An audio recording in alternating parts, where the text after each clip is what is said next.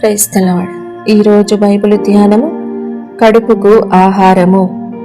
లోకములోనికి మొట్టమొదటి పాపమును తీసుకుని వచ్చిన సర్పము అడిగిన మొదటి ప్రశ్న ఆహారమును గురించియే.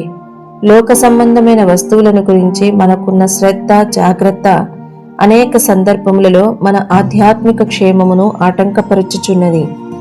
దేవుడు వారికి సమృద్ధి అయిన ఆహారమును అనుగ్రహించి ఉన్నాడు గనుక ఆహారమును గురించిన విషయమును సాతాను మాటలాడనారంభించుటకు ఆ స్త్రీ అనుమతింపవలసిన కారణమేమీయూ లేదు.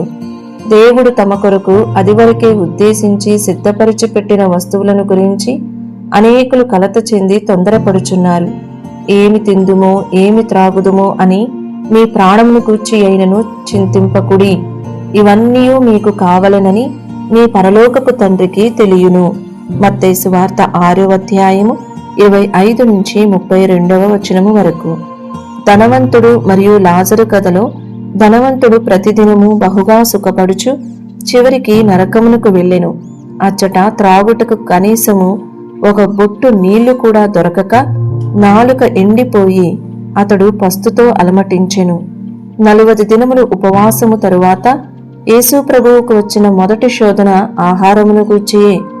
అపవాది యేసుతో, నీవు దేవుని కుమారుడవైతే ఈ రాళ్లు రొట్టెలగునట్లు ఆజ్ఞాపించుమనెను. మత్తయి సువార్త 4వ అధ్యాయము 3వ వచనము. అందుకాయన, మనుష్యుడు రొట్టె వలన మాత్రము కాదు గాని దేవుని నోట నుండి వచ్చు ప్రతి మాట వలనను జీవించును అని వ్రాయబడి ఉన్నదని చెప్పెను. 4వ వాక్యము.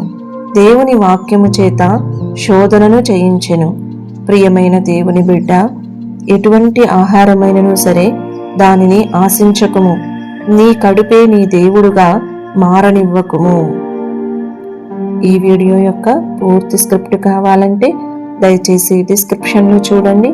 ఈ వీడియో ఆంగ్లము మరియు హిందీ భాషలలో కావాలంటే ఛానల్ను సబ్స్క్రైబ్ చేయండి మరియు వీడియోలను క్రమంగా అనుసరించండి. Praise the lord.